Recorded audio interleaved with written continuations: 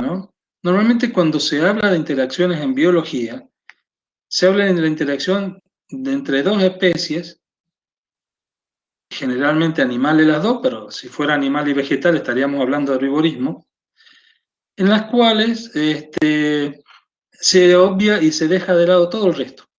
O sea, es como si no hubiera componentes abióticos, como si no hubieran otras especies. En cambio, Gliessman habla de perspectiva que me pareció interesante, que es la organismo-organismo, que es el efecto que dos organismos tienen uno sobre el otro, o sea, una especie sobre la otra especie. Y la perspectiva, que esta es la que me pareció interesante, la perspectiva organismo-ambiente-organismo, que es el efecto indirecto que se produce porque una especie actúa en un ambiente y por lo tanto afecta los recursos para otras especies. Entonces, dentro de esta perspectiva organismo-ambiente-organismo, él habla de interferencia por remoción. ¿Sí? El uso de un recurso que sea común para otra especie va a hacer que ese recurso esté en menos cantidad y menos disponibilidad para la otra especie. Y la otra, la interferencia por adición, hay especies que añaden algo al ambiente que afecta negativamente a otro grupo de especies, que puede ser una o más. Entonces, este caso de la adición, de la interferencia por adición, es el caso típico de la alelopatía. Y donde lo ven más, y cuando puedan van a volver a ir al INTA, y es al lado de la cancha de fútbol, donde están todos los pinos. Fíjense que debajo de los pinos hay muy pocas especies de herbáceas. Generalmente los pinos liberan taninos y demás en sus hojas que realmente impiden el crecimiento de otras especies. Entonces, algunas sí se han adaptado, pero si ustedes van y ven debajo de los pinos, van a ver que hay pocas especies de herbáceas. Eso es, ¿sí? Cuando una especie quita un recurso, del ambiente o del ecosistema puede ocurrir lo que se denomina la competencia y distintos casos de depredación, como puede ser el parasitismo, el herbivorismo, el parasitoidismo. Entonces, esos son los efectos que nos puede llevar a tener las distintas perspectivas de qué ocurren en las especies, ya sea si es por un efecto directo, que una especie se come a la otra, por ejemplo, o hay un efecto sobre el ambiente que va a provocar un impacto negativo sobre otra especie. Acá tenemos la mayor parte de las interacciones, ¿sí? Otra perspectiva de Stephen Gliessman es muy interesante. ¿Qué pasa? Nosotros siempre estudiamos el efecto de cuando esa interacción ocurre, por ejemplo, la competencia. Las dos especies competidoras se inhiben mutuamente, por lo tanto, eso va a afectar a su tasa reproductiva y a la cantidad de descendientes que van a dejar. Pero pocos libros tratan de hablar con respecto a qué ocurre cuando esa interacción no tiene lugar. Y en este caso, Stephen Gliessman sí pone qué pasa cuando esa interacción no tiene lugar, no ocurre. Entonces, fíjense que cuando se trata de la competencia, las dos especies se inhiben mutuamente porque es un recurso en común. Pero cuando no hay esa interacción, ninguna de las dos especies que están compitiendo se ven afectadas, ni negativa ni positivamente. Por eso el valor 0 que ustedes ven en la primera fila. Con el mutualismo, que ya lo vamos a ver más en detalle porque le interesa mucho a los ingenieros agrónomos, el mutualismo, dos especies se benefician, ¿sí? Y acá lo de grave que esto es obligado, es una interacción obligada. Por ejemplo, el caso de polinizadores, por ejemplo, por ejemplo, polinizadores de orquídeas. Hay especies de orquídeas que solamente aceptan una especie de insecto polinizador y no aceptan a otra. Y esos insectos polinizadores se pueden alimentar solamente del néctar de esa orquídea. Con lo cual, en ese mutualismo, las dos especies se benefician pero cuando esa interacción no tiene lugar, no puede ocurrir, las dos especies se ven afectadas negativamente. La protocooperación es un mutualismo, pero ese efecto no es, pero esa interacción se benefician ambas, pero cuando la interacción no ocurre, no se ven afectadas negativamente las especies. Por eso son los valores 0,0. El neutralismo, tanto absurdo, pero es que las especies no se afectan. El comensalismo viene a ser que una de las especies se beneficia y la otra no se ve afectada en lo más mínimo. Pero esa especie, cuando no ocurre la interacción, esa especie que se beneficiaba, si no ocurre la interacción, esa especie se ve perjudicada. Hay muchos ejemplos, ahí se podría poner, como ejemplo de mutualismo, se pone a la relación leguminosa-rhizobium. Otros hablan de que eso es en realidad un comensalismo. ¿Por qué? Porque el que se ve afectado es el rhizobium si no encuentra la raíz de la leguminosa. Pero la leguminosa puede vivir sin problemas sin el rhizobium. Tal vez no va a crecer tanto porque no va a poder asimilar la cantidad de nitrógeno suficiente, pero puede vivir. Otro aspecto que se da mucho en el desierto sanjuanino es la facilitación, en el cual otra vez una especie se beneficia y la otra no se ve afectada. Saben que en nuestra región, en los arbustales están agrupados en islas, que se llama islas de fertilidad. No están dispersos aleatoriamente, sino que están agrupados. Donde crecen arbustos así de jarilla, de retama, es normal que bajo ellos crezcan gramíneas e incluso musgos. Al arbusto no significa competencia la presencia de esas especies, no significa nada. Fuentes superficiales no compiten con raíces del arbusto porque las raíces del arbusto son mucho más profundas. Entonces el arbusto, que actúa como una bomba hidráulica, crea condiciones para que esas otras especies, las herbáceas, los musgos, puedan estar.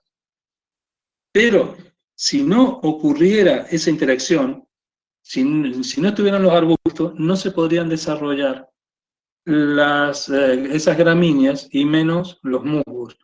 Por eso en la facilitación, una especie se beneficia cuando es la interacción y la otra no se ve afectada, porque para el arbusto que esté en las gramíneas, que esté el musgo, le da igual.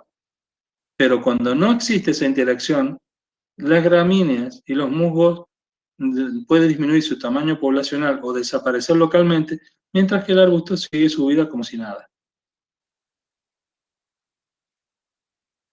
El amensalismo es una cuestión bastante rara, en la cual... Sí, te escucho, Jaime. No sé si lo dijo, pero ¿qué diferencia hay entre el facilitarismo, en la facilitación y el comensalismo? La facilitación se utiliza fundamentalmente para plantas. Ah, bien. ¿Sí? El comensalismo se puede usar todo, pero la facilitación es un caso bastante particular y que tiene que ver con características ecológicas, más que con características individuales. Como bien les dije el ejemplo, el arbusto puede ser más grande, más pequeño, lo que crea es un microambiente que favorece el desarrollo de gramíneas y musgos. Por lo tanto, la desaparición de un arbusto, de un grupo de arbustos, puede afectar al desarrollo de gramíneas y musgos, ¿no? Pero tiene que ver más que nada con poblaciones de plantas.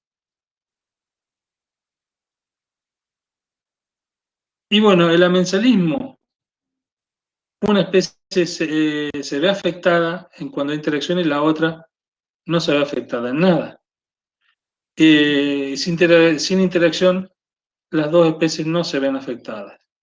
De amensalismo se consideran en muchos casos de parasitismo de aves. Hay ciertas especies de urracas que ponen sus huevos en nidos de otras especies. Es muy interesante porque si ese huevo parásito que le ha metido a otra especie y hace que la otra especie cuida el huevo propio, Si no llegara a desarrollarse, la urraca se vería afectada negativamente, pero la especie que recibe el huevo no se vería afectada mayormente, a menos que desproteja mucho el huevo propio. Es muy interesante eso. La depredación, uno se beneficia, otro se ve afectado, y creo que no hay mayor necesidad de explicar lo que significa la depredación. El caso interesante de la depredación es que siempre cuando que se produce, la depredación ocurre sobre una especie llamada presa que está viva al momento de que es atacada y muerta. Si no está viva, ya no hablamos de depredación, ya estamos hablando de otro fenómeno. Entonces, para que sea depredación, la presa tiene que estar viva al momento que la captura.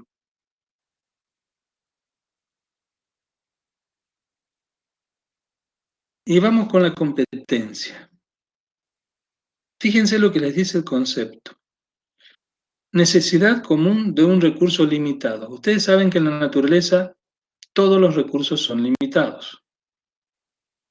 Por lo tanto, si esa limitación se mantuviera en el tiempo y fuera muy severa, eso conduciría a una reducción de la supervivencia, del crecimiento de las plantas y la posibilidad de reproducción. Tal cual decía la curva de tolerancia, ¿recuerdan? Hay dos tipos de competencia según Stephen Gliessman. Una por explotación, donde no hay una interacción directa, sino que como consumen el mismo tipo de recurso, la disminución de ese recurso va a afectar más a una especie que a la otra. Y la interferencia en que las especies van a interaccionar directamente entre sí. Una especie va a tratar de impedir que la otra especie explote un recurso. Por ejemplo, los mamíferos son animales sumamente territoriales. Entonces protegen un territorio que es su territorio de caza o de uso de un pastizal. Y si se acerca a otro de la misma especie u otro animal de otra especie, va a defender su territorio. ¿Sí? Ahí estamos hablando en una competencia por un espacio que es directa. Y se le llama interferencia. Profe, disculpe. Sí. ¿Sería el caso de la última, sería el caso de los relinchos en los guanacos? Por ejemplo. Claro. Y ahí tenés conducta de tipo sexual también, ¿viste? Rechazo sexual, ¿por qué? Porque el relincho está protegiendo a un grupo, un harén de hembras. Entonces, ahí tenés una competencia directa, una competencia de tipo sexual por un grupo de hembras, en donde se lucha en un territorio. Ahí tenés una competencia. Correcto, está muy bien el ejemplo ahí.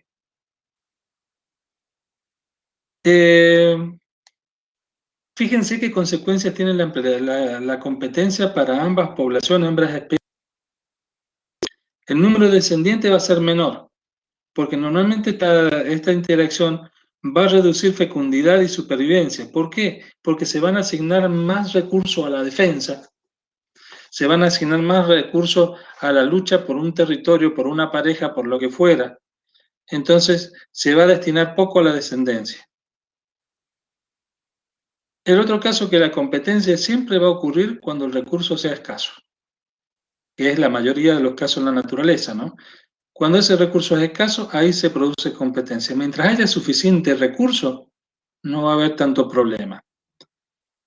Esta competencia que se da entre especies es denso dependiente, ¿sí? Perdón, denso independiente, no importa la densidad, sino que interesa la capacidad, la habilidad que tienen para competir por un recurso. En cambio, cuando la competencia es intraespecífica, ahí se da una competencia de tipo denso dependiente, es decir, mayor cantidad de individuos en una población hace que se produzcan más choques entre ellos y por lo tanto compitan más por un tipo de recurso.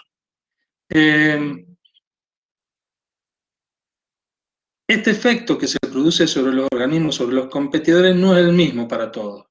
Es decir, el efecto de que algunos individuos de la población coman más de un recurso alimenticio que otros no va a afectar a todos por igual. Y ahí se va a poner en claro quién es más fuerte y quién es más débil. ¿sí? Estoy hablando de cuando la competencia es entre individuos de una misma población. Eso va a sacar a la luz qué individuos son más fuertes y por lo tanto pueden sobrevivir y qué individuos son más débiles y por lo tanto tienen más probabilidades de morir. Simplemente porque hacen un uso individualmente distinto de un recurso que tienen en común. ¿Qué sucede en la competencia intraespecífica? Cuando hacemos una tabla de vida, tenemos lo que es la tasa de natalidad y la tasa de mortalidad. Acá tenemos 3 casos que nos puede ocurrir cuando se produce una competencia intraespecífica, es decir, dentro de la misma población de especies, entre los individuos de una misma especie. Esto se da, como les digo, por recursos, por agua, por lo que fuera, ¿no? Es denso dependiente, más individuos en una población, más posibilidades de que haya competencia. Afecta la tasa de crecimiento, como ya hemos visto, y una cuestión que es importante que tiende a ampliar el nicho ecológico. Por ejemplo, el nicho de alimentación. Si todos estaban acostumbrados a comer bromus como gramínea, porque era la más palatable, cuando se agota bromus van a tener que pasar tal vez a la chipica, que será la segunda más palatable, y así sucesivamente hasta llegar a alguna que no podía ser.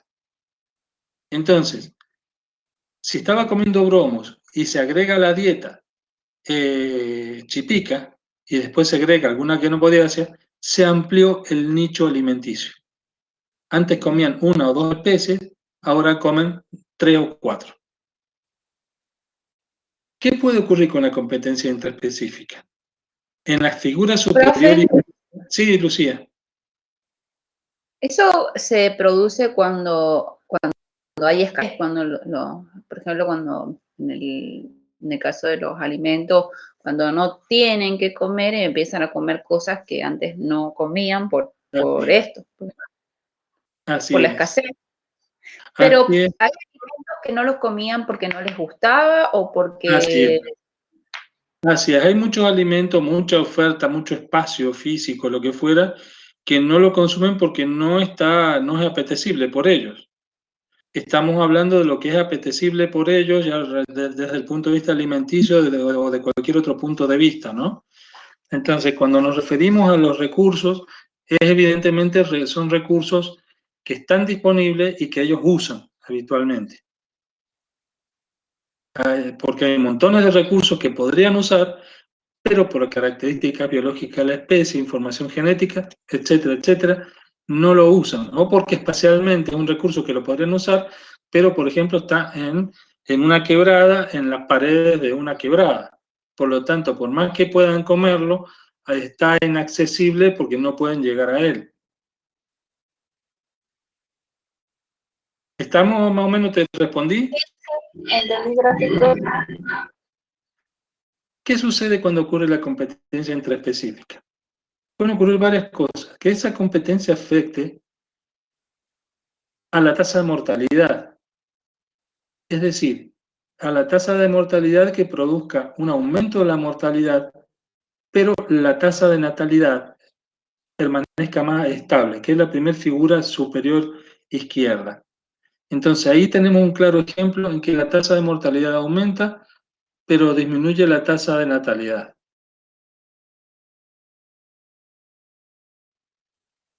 Disminuye la tasa de natalidad y aumenta la tasa, permanece constante la tasa de mortalidad. Ahí se va a producir efecto a nivel poblacional, a nivel de la especie, pero más o menos se va a mantener. El peor de los casos es que aumente la mortalidad y disminuya la natalidad. Esa competencia puede llevar a la extinción de la propia especie. Si la propia especie, por competencia intraespecífica entre los individuos de la misma población, se ve muy afectado y disminuye la tasa de natalidad y aumenta la de mortalidad, evidentemente el futuro de esa especie está complicado, ¿no? Puede llegar a extinguirse localmente. Entonces, esto, como ven, es en cuanto a la competencia dentro de una especie, ¿sí? Tanto la diapositiva anterior como esta. ¿Qué ocurre cuando es competencia interespecífica. Y vamos a partir del modelo de crecimiento logístico. ¿Sí? ¿Se acuerdan la fórmula esta? Crecimiento logístico, donde cae la capacidad de carga en el número de individuos. Fíjense que acá les dice dos cuestiones que no habíamos visto antes en la fórmula. Les dice que K sobre N, esto de acá, ¿sí?, es la capacidad de carga no usada. Vayamos al gráfico, arriba. Vamos a situar acá, ahí está K. ¿Sí? Y acá vamos a situar a N. Entonces, K sobre N va a ser toda esta porción de acá. Desde que está acá hasta ahí,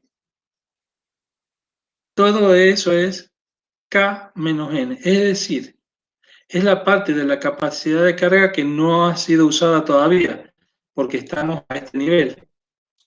¿Ven? Estamos a ese nivel, con tasa de crecimiento máximo.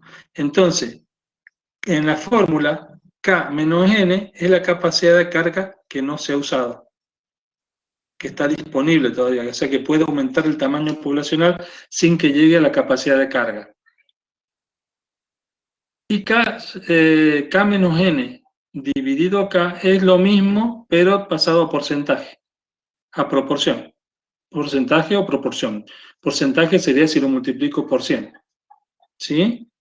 Y K sobre 2, que está justamente acá donde estaba marcado, corresponde, eso K sobre 2 corresponde a la tasa de crecimiento máxima. ¿Se acuerdan? El R máximo. Teniendo en cuenta esta fórmula, ¿qué pasa con la competencia interespecífica? Fíjense que en la competencia interespecífica es la misma ecuación logística de crecimiento, pero se agrega esto. ¿Lo ven? Se agrega ese término de ahí. Alfa 1,2 por N2. ¿Qué significa eso? Vamos a tratar de ver qué efecto, porque hasta ahora la especie 1, supónganse, estaba sola. No había ningún competidor. Esa especie 1 tenía una capacidad de carga en relación al ambiente que tenía, ¿sí? Supónganse que eran 100 individuos la capacidad de carga, pero de pronto se mete una especie, y supónganse que está en una situación que la capacidad de carga es de 100 individuos, pero hay 50 nada más. O sea que sobran recursos. ¿Qué pasa si se mete una especie 2? Una especie 2 a competir por esos mismos recursos. Eso está representado por el alfa, ¿sí?, que es un coeficiente de competencia que marca el efecto de un individuo de la especie 2 sobre la tasa de crecimiento exponencial de una especie, de un individuo de la población 1. Si no se metiera la especie 2, la población, mientras haya recursos, la población 1 puede crecer exponencialmente. Va a llegar un momento que el recurso va a declinar y se va a convertir en un crecimiento logístico. Pero ¿esto qué representa? Es el grado con el que los individuos de la especie 2 usan los recursos que en realidad eran de la especie 1.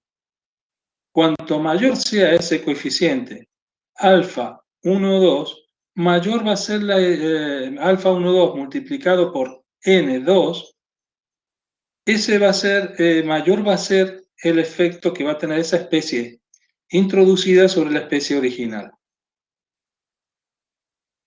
Entonces vemos esto, no le hagamos caso a los gráficos, veamos la fórmula. Fíjense, acá tenemos exactamente lo mismo. Los gráficos, ¿por qué les digo que no? Porque les lleva mucho tiempo estudiarlo, y yo recuerdo cuando era estudiante que me costaron bastante tiempo estudiarlo y al fin y al cabo no me aportaron nada nuevo. En cambio, las fórmulas se pueden entender más. Por ejemplo, si la capacidad de carga fuera igual al número de individuos 1, es decir, a N1, es decir que si estamos en la figura anterior, Si K1 es igual a N1, vamos acá, perdón, me pasé. Si K es igual a N, eso significa, disculpen, me voy a borrar acá, eso significa que estamos acá. Si K es igual a N, estamos acá. N igual a K. ¿Se ubican? Estamos ahí. Entonces, ¿qué significa? Si miramos para abajo la curva, si miramos hacia abajo la curva, vemos entonces eso significa que todos los individuos son de la población 1, no hubo influencia de la población 2, no se introdujo la población 2. Todos son individuos de la población 1. Entonces, cuando en la fórmula estos términos, K1 y N1, son iguales, eso significa que alfa por alfa, que es el coeficiente de conversión de especie 2 en especie 1, es 0. Por otro lado, si K, la capacidad de carga alcanzada, es igual a alfa 1,2 por N2, entonces significa que el tamaño poblacional de la especie 1 original es 0. Es decir, la especie 2 se introdujo y hizo desaparecer a la especie 1. Cuando ese término que está entre el círculo se hace igual a la capacidad de carga. ¿Estamos? Y lo mismo vale para la especie 2. No vamos a ver mucho este gráfico, porque como les dije, los complica más que lo ayuda. Pero ¿cuáles son los resultados de una competencia? Los resultados de una competencia son bastante sencillos e intuitivos. La especie 1 va a inhibir el crecimiento de la especie 2, la especie 1 por lo tanto va a seguir creciendo y la especie 2 se puede llegar a extinguir. Otro resultado que es la que gane la especie 2. La especie 2 seguirá creciendo y la que se extingue es la especie 1. En otros casos, ambas especies van a inhibir el crecimiento de la otra especie más que el propio, es decir, tienen más efecto sobre la otra especie que sobre sí misma. En ese caso va a permanecer un equilibrio estable, equilibrio temporal, pero siempre una especie va a ganar sobre la otra. Y por último, ambas especies inhiben su propio crecimiento. Al inhibir su crecimiento ambas, eso va a lograr que se llegue a una coexistencia más perdurable en el tiempo. Normalmente ninguna especie es eliminada y ambas van a coexistir en el tiempo. Y se llega a un punto de equilibrio que se denomina estable. Profe, ¿Sí? no me puedo imaginar un ejemplo del último, de que ambas especies inhiben su propio crecimiento.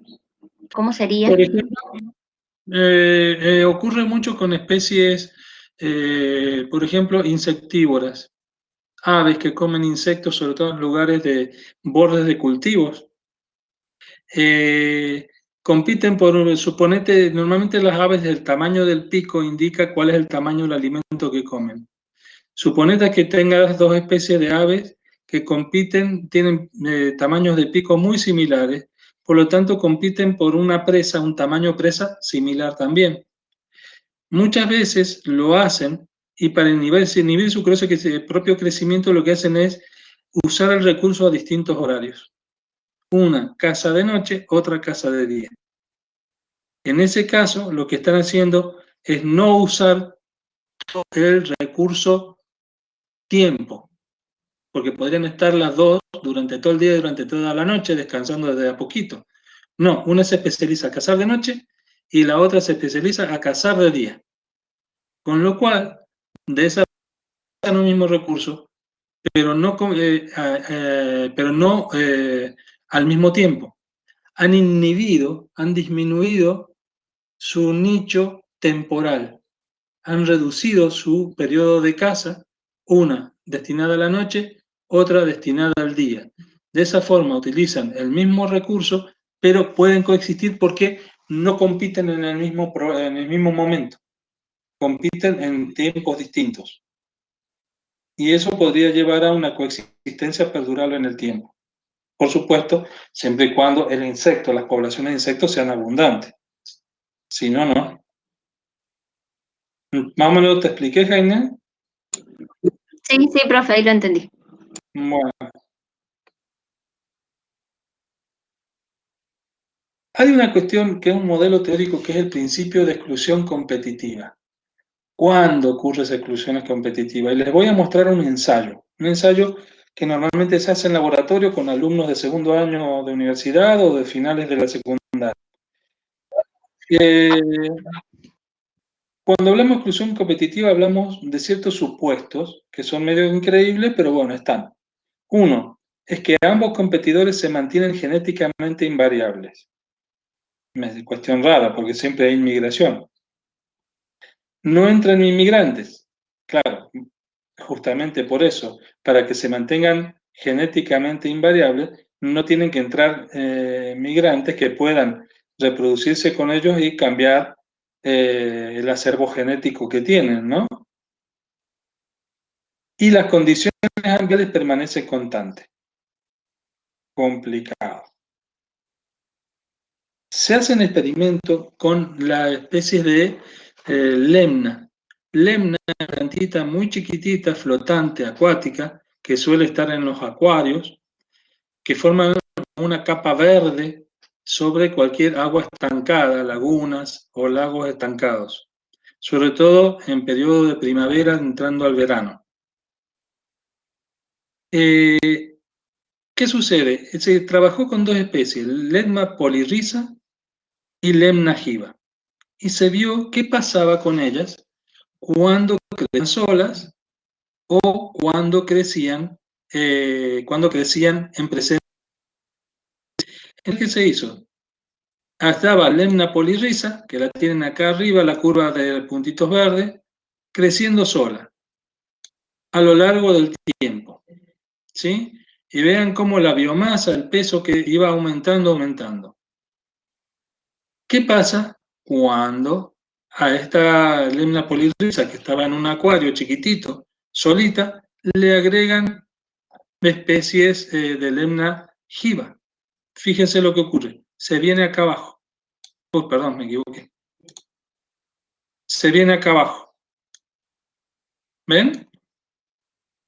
Fíjense la diferencia entre ambas curvas. Es decir, ahí se nota claramente un importante efecto de la competencia, de la presencia de esa especie, que hace que su biomasa disminuya. Cuando estaba sola, su biomasa aumentaba hasta 600 miligramos, casi. Pero cuando está en presencia de Lemna jiva en el mismo acuario, su abundancia apenas, si no llega a estar por debajo de los 200, de los 100 miligramos. ¿Qué pasa con Lemna jiva? Con Lemna jiva, fíjense, siguiente. Lemna jiva sola, con línea puntos negros, está acá. Voy a poner otro color para que no... Vamos a ponerle celeste. Ahí está Lemna jiva. ¿Lo ven? Solita crece mucho. ¿Qué pasa con la línea continua, con la siguiente línea, cuando le ponen a Lemna polyrhiza? Básicamente la curva es similar. Es decir, ¿qué quiere decir? Que Lemna jiva competitivamente es mucho mejor competidora que Lemna polyrhiza. Claramente, Lemna polyrhiza, cuando estaba sola, crecía mucho más, pero cuando compartió el espacio con Lemna jiva, su biomasa, su peso disminuyó drásticamente a menos de 100 miligramos. En cambio, Lemna jiva llega hasta unos 300 miligramos más o menos, supera los casi 400, pero cuando está compartiendo su espacio con Lemna polyrhiza, su rendimiento, su peso casi no disminuye. En ambos casos, ¿qué significa? Que Lemna polyrhiza es peor competidora que Lemna jiva. Entonces, Lemna jiva excluye competitivamente a Lemna polyrrhiza. Y esto se da bastante en la naturaleza. ¿Estamos ahí? Pero las especies podrían coexistir. ¿Y por qué se dan esas coexistencias? Porque, como les dije con el ejemplo de las aves que comen, se distribuyen los recursos, diversifican los nichos. Por ejemplo, el hecho de que una especie de ave coma de noche y otra de día hace que diversifiquen sus nichos y se produce la coexistencia porque hay cambios, sobre todo conductuales, fisiológicos que hacen que cambien. Por ejemplo, cada campana de estas, ¿sí? Cada una de estas campanas corresponde a un nicho ecológico. Esta corresponde a un nicho ecológico. ¿Lo ven? Vamos a borrarlo, lo vamos a poner con otro color para que no sea tan parecido. Esta campana que estoy marcando ahora es un nicho ecológico para una especie A. Y esta campana que estoy marcando ahora, en color rosado, es la otra campana para la especie B.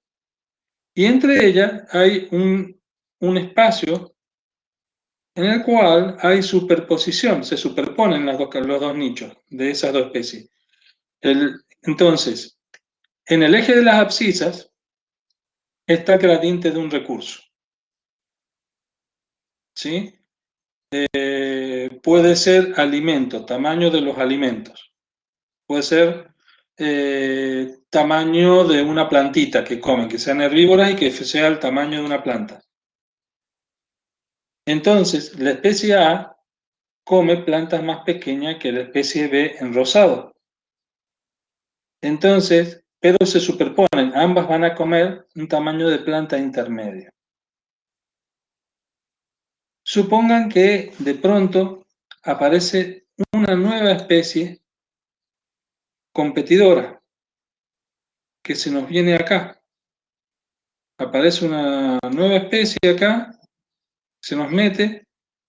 Entonces, esa especie justamente se va a especializar en la parte intermedia del recurso intermedio que utilizaban ambas especies. Entonces acá en la figura inferior tienen esa, perdón, en esta figura inferior,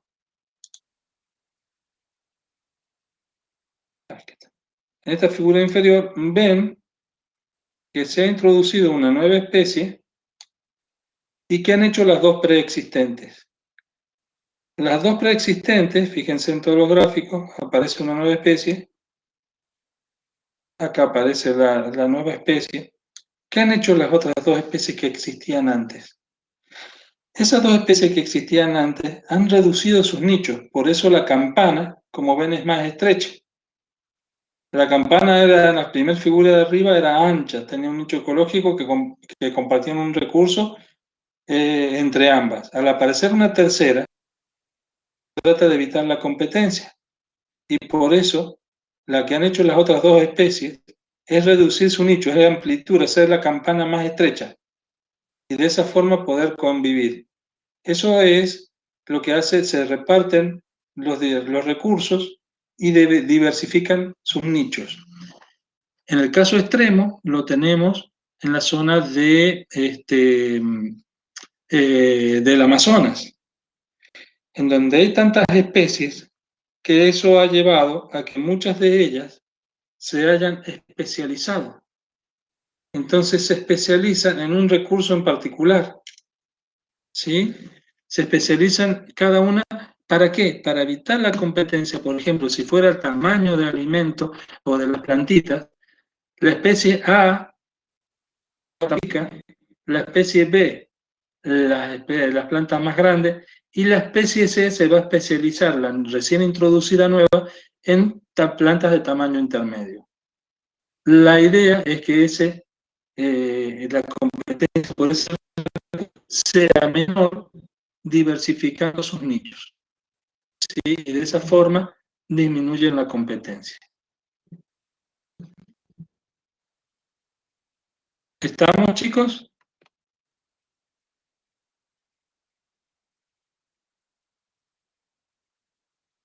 Sí, profe. Y yo les buenísimo, Gonzalo.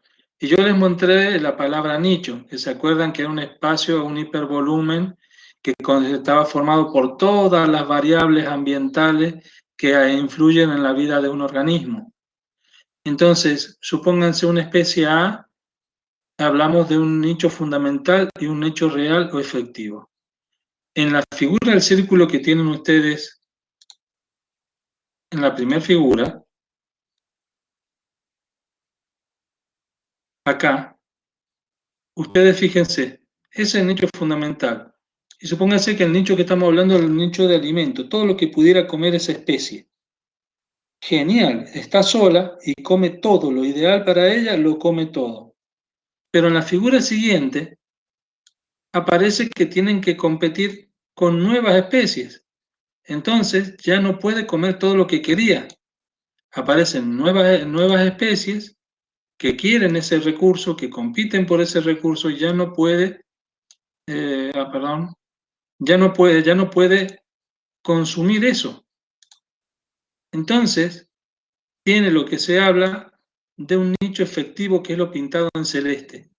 ¿Por qué? Porque todas las demás se superpone, todo ese nicho que antes estaba solita, se superpone con los nichos de otras especies por el mismo recurso, que puede ser alimento. Por lo tanto, una cosa es lo del libro, lo que podría comer una especie, por ejemplo, que es el nicho fundamental, y otra cosa es lo real, lo que realmente come, lo que come cuando tiene competencia. Ustedes lo ven en este gráfico bidimensional abajo, donde tenemos la especie A, B, C y D, a lo largo de un gradiente de un recurso. Entonces, fíjense, la especie A come los tamaños más chiquitos de ese recurso y la D come los tamaños más grandes. A y D no se superponen. ¿Sí? Está claro, tampoco se superponen A y C. Pero sí el C está superpuesta con B, con la especie B. ¿Ven? Y la especie D no se superpone con ninguna porque se ha especializado en un recurso en particular. Entonces, eso es muy típico para entender por qué en el norte del país hay tantas especies de insectos, de plantas y de todo eso. ¿Cómo pueden coexistir si hay tantas aves insectívoras, hay tantas plantas que tienen los mismos requerimientos de nutrientes para sus raíces y su desarrollo? Justamente porque lo que hacen es achicar ese nicho con respecto a ese recurso. De esa forma se vuelven más especialistas para un tipo de ambiente o para ese tipo de recurso, usando ese recurso en sus valores mayores como D o en sus valores menores como la especie A de la figura. Entonces de esa forma pueden coexistir.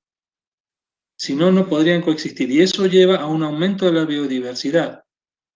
Y eso hace que en regiones como la Amazonia y el norte del país, en la región de las yungas, tengamos la diversidad de especies que hay. ¿Estamos?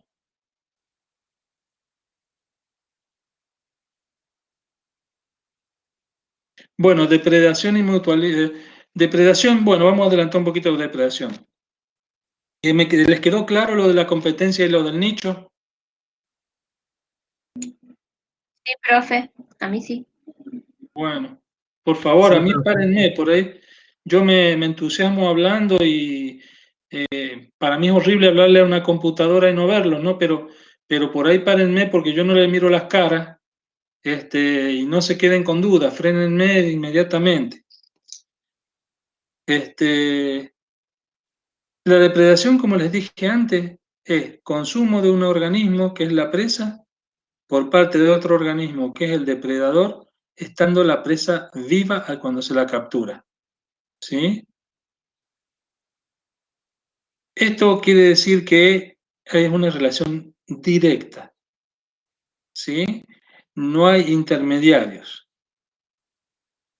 Y evidentemente el efecto de la población de depredadores tiene un efecto directo sobre las poblaciones de presas y viceversa. ¿Qué tipo de predación hay? Bueno, el herbivorismo, carnivorismo, canibalismo, parasitoidismo y parasitismo.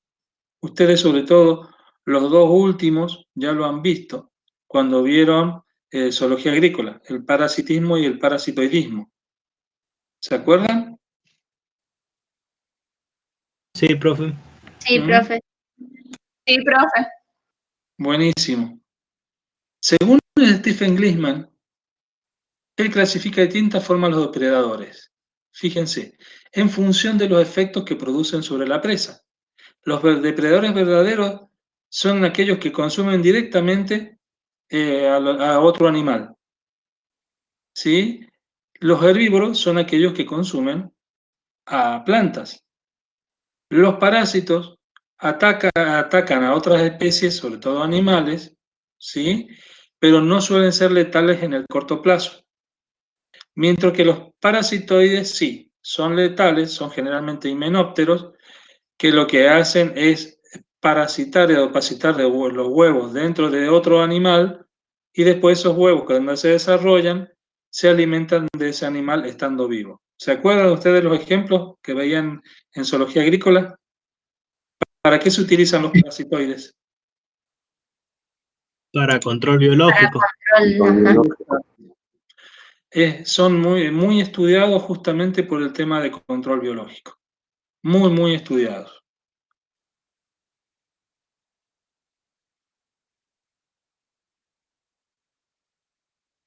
Vamos a la siguiente, si es que quiere aparecer.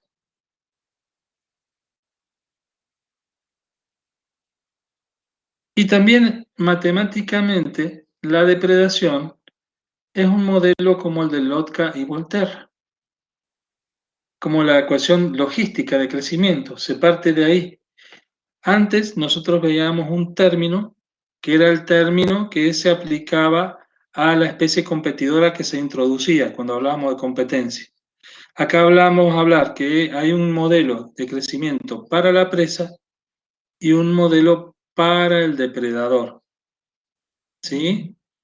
Tiene unos supuestos. El modelo de crecimiento para la relación depredador-presa, que la población de presas crece exponencialmente, un supuesto medio difícil, y que la reproducción de la población del depredador depende de la cantidad de presas que consume, y eso no está tan alejado de la realidad. En mayor o menor medida, la reproducción y el éxito de la población de depredador está muy en función de la presa. Más allá de este formuleo que ustedes ven ahí, lo interesante es esto. Fíjense la figura de la izquierda. Lo interesante es que ocurre, estoy buscando para marcarlo, esto. Es decir, vamos a seguir con la virome. Acá tenemos en amarillo la curva de la presa y en oscuro, en negro, la curva del depredador. ¿Sí? Cuando hay poca cantidad de depredadores, estoy situado acá, ahí estoy situado, ¿lo ven?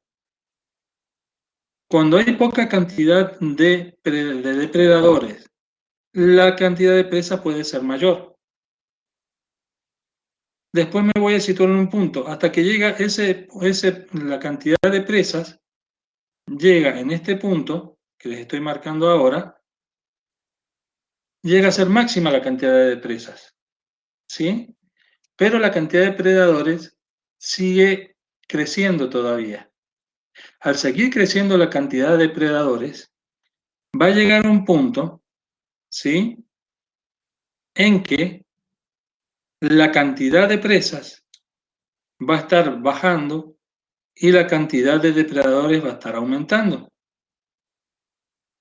Eso va a seguir la curva en la cual vamos a llegar a un punto en que la cantidad de depredadores es máxima, pero la cantidad de presas es muy baja.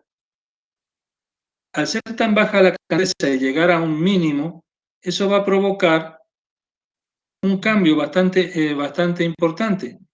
Acá, en este punto, va bajando la cantidad de predadores y la cantidad de presas es mínimo. Claro, los depredadores no tienen de qué alimentarse según este modelo. A partir de eso, baja tanto la cantidad de depredadores y comienza a aumentar la cantidad de presas.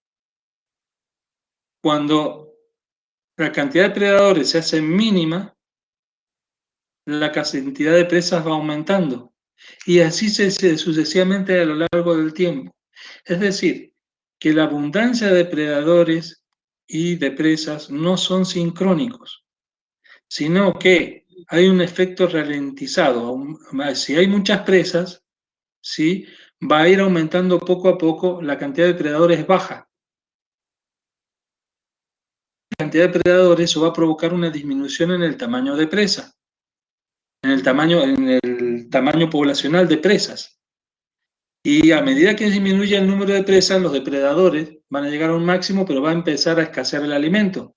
Por lo tanto, el tamaño de las poblaciones, los depredadores van a bajar hasta llegar a un mínimo en el cual va a crecer el de presas.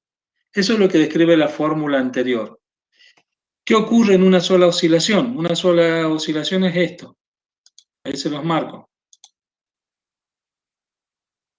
En una sola oscilación, que es lo que sería acá, hasta ahí más o menos, es lo que tienen ustedes en este gráfico de acá.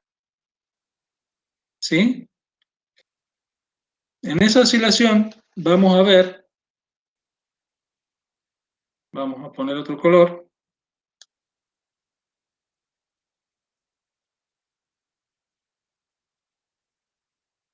Vamos a ver, allá en esta parte hay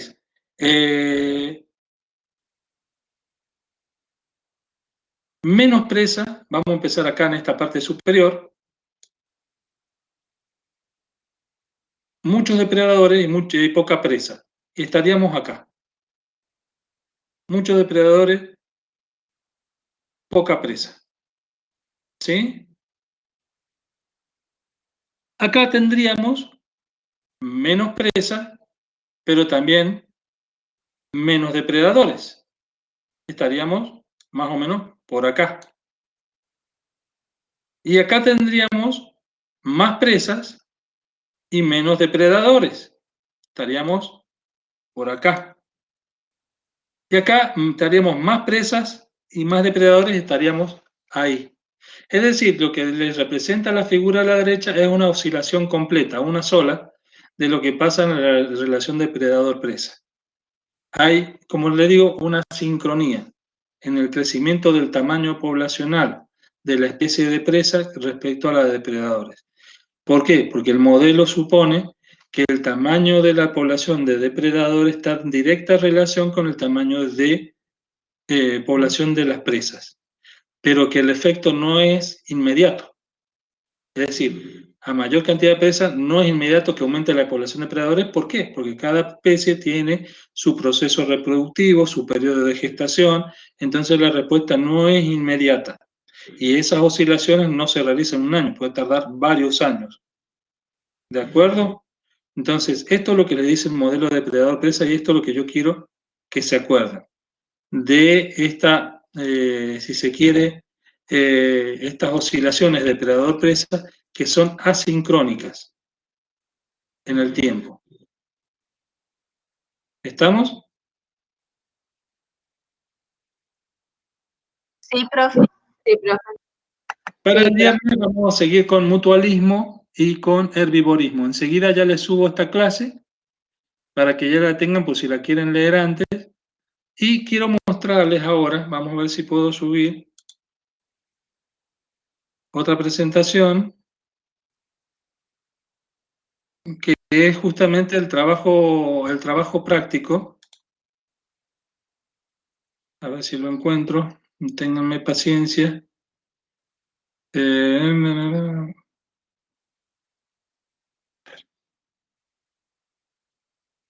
Vaya, se me chispoteó el trabajo práctico. Chispoteó, qué antiguo, por Dios. ¿Por qué utilizo esa palabra todavía? Vamos a ver, trabajos prácticos, no los tengo por acá.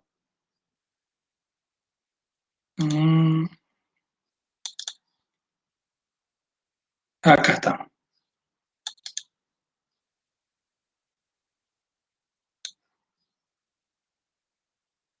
Muestreo. Que es el trabajo que es cortito, es muy cortito.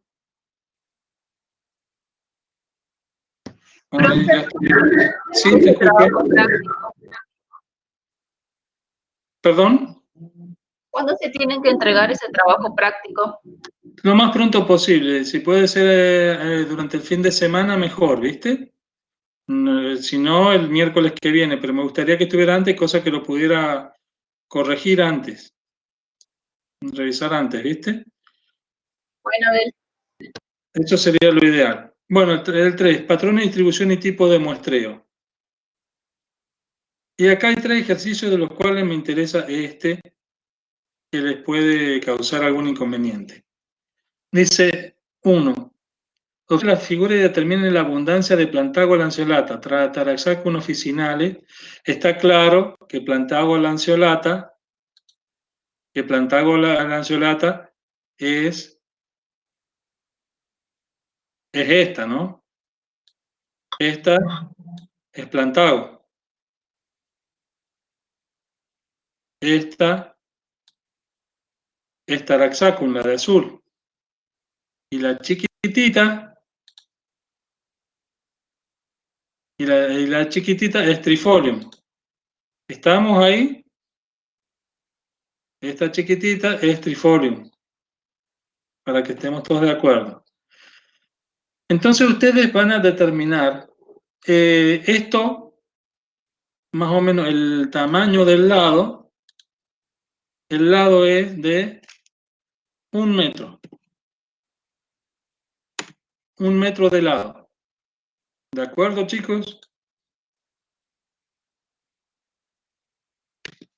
Es un metro el lado del cuadrado.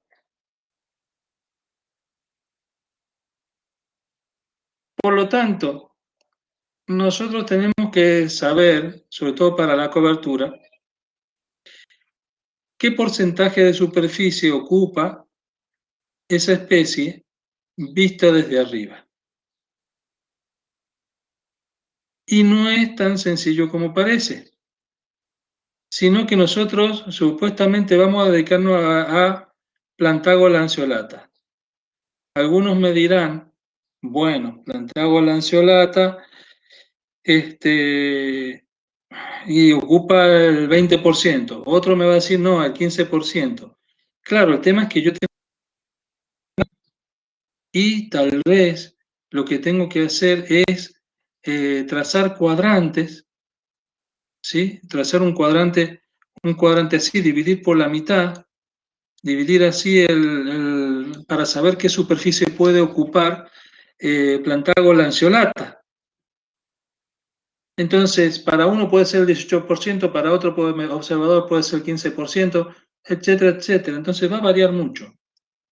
Para eso, hubo un catalán, Brown Blanquet,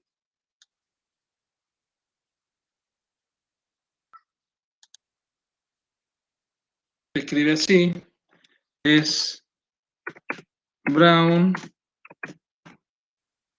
Blanquet, que hizo una escala y que se la puede modificar cuantas veces queramos sin ningún problema. Puso menos del 1%, ¿dónde está el signo menos acá en este teclado? Dios, eso me pasa por tener computadora que no manejo todos los días. Bueno, no lo encuentro acá los simbolitos. Discúlpenme que hablo solo, pero bueno, ya a esta altura estoy más loco que las cabras. Ellas están más cuerdas que yo. ¿El costado derecho no está?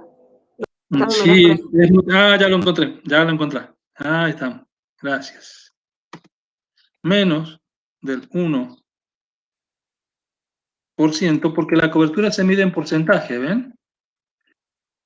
Después, otra escala fue del 1 al 5% de cobertura, ¿sí? La siguiente fue del 5 al 25, perdón, del 6 al 25%, pues ya el 5 está antes, del 6 al 25%, del 26 al 50%,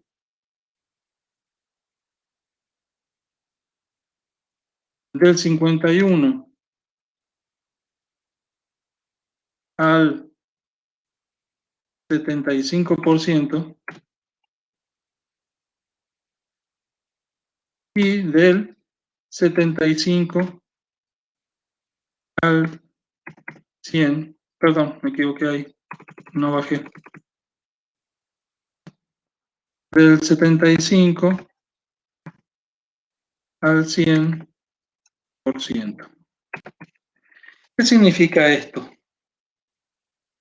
Básicamente significa, de acuerdo a don Brown Blanquet, que yo no voy a ir a calcular el porcentaje exacto de cuánto ocupa visto desde arriba Taraxacum officinale, ni trifolium, ni nada, sino que yo voy a ir a decir, bueno, y ocupa el 20%, el 19%, y bueno, está entre el 6 y el 25%. ¿Se dan cuenta? Ahora, perfecto, estamos ahí, pero yo no, en un Excel no puedo marcar, no puedo, en un Excel no puedo meter 1-5 porque no voy a poder hacer ningún cálculo. Entonces lo que se hace es usar lo que han visto ustedes en estadística, es la marca de clase de cada intervalo. Entonces, por ejemplo, para el primer caso, estaríamos hablando menos uno del 1%, le ponemos la marca de clase sería 0,5. ¿Estamos? La siguiente, 1 más 5, 6, dividido 2, es 3. Y así sucesivamente, ¿sí? 6 más 25, 31. Bueno, le pongamos el 15, para no andar con tanta vuelta, y 15,5 sería. Y así sucesivamente. Entonces, lo que metemos como dato, ¿sí?, es la marca de clase. Y con eso podemos hacer los cálculos. Ahora bien, tiene otro problema. Fíjense trifolium, acá en este sector de acá, ya lo voy a marcar. Fíjense el problema que tiene trifolium.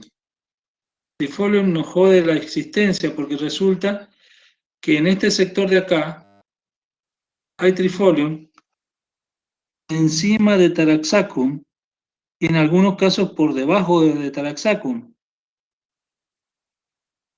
¿Cómo hago yo para trabajar? Entonces, es muy importante que yo trabaje especie por especie. Es decir, cuando yo trabajo con una especie, me olvido. Hago de cuenta que las otras especies no existen. Por lo tanto, las plantas pequeñitas me van a dar más trabajo, porque tengo que correr, separar, apartar las plantas más grandes para ver si no hay plantas pequeñitas de abajo. Y para poder sumarlas mentalmente y ver qué porcentaje de superficie están ocupando. ¿Estamos? Es un trabajo bastante tedioso si uno no tiene práctica.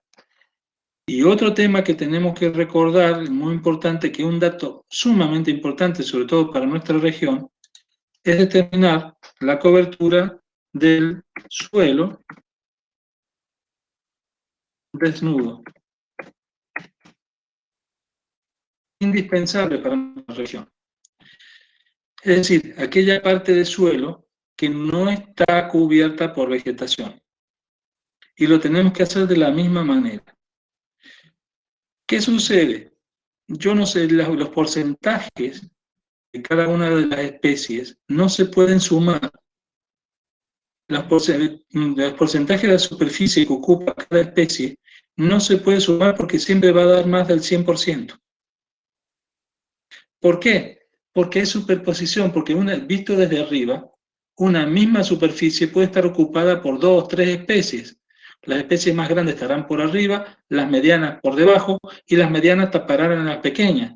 Pero visto desde arriba, ocupan el mismo espacio. ¿Se dan cuenta? Por lo tanto, si yo sumara los porcentajes, siempre me va a salir arriba del 100%. Si sumo los porcentajes individuales para cada especie. Entonces, me dirán ustedes, ¿y cómo sé yo si a mí me interesa el dato de saber qué cobertura vegetal hay? No me interesa saber por especie. Entonces, para eso tengo que tener el suelo desnudo. Si el 100% es el cuadrado que tienen ahí, y el suelo desnudo me representa el 50%, significa que el otro 50% está cubierto por vegetación, independientemente de que sepamos cuál especie es. Pero si yo quiero saber cuál es la cobertura total de ese en porcentaje, no puedo sumar los porcentajes. Y lo voy a poner bien clarito y bien grande. Por acá, y en mayúscula. No se suman los porcentajes.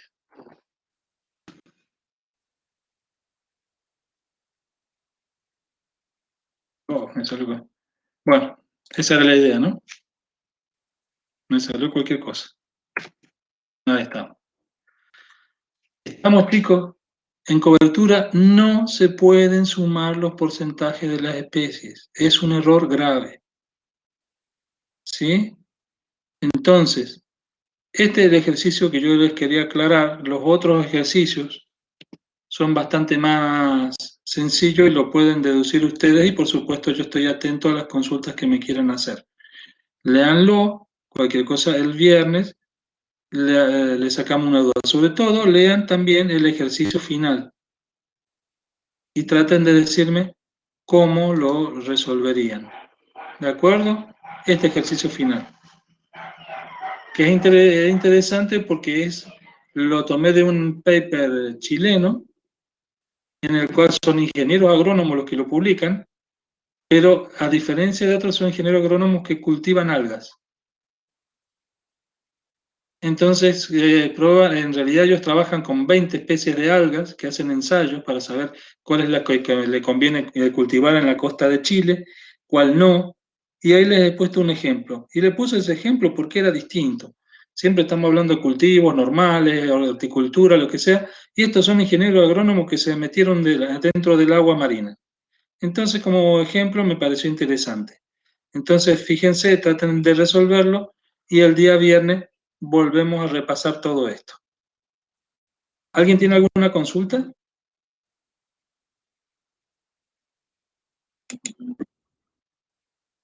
Profe, en el tema del parcial, que los mismos temas que serían para este viernes supuestamente, o se van a sumar los temas que vemos hasta la semana que viene? Los temas de la semana que viene vayan pensándolo, pero no creo que lleguemos. No, si es tema nuevo sería hasta lo que se ve esta semana y nada más. La semana que viene no, la semana que viene ya el parcial está cerrado. ¿Sí?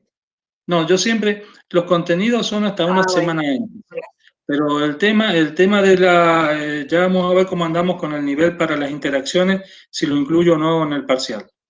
Hasta poblaciones y todas estas prácticas, sí. ¿De acuerdo? Bueno, sí, gracias.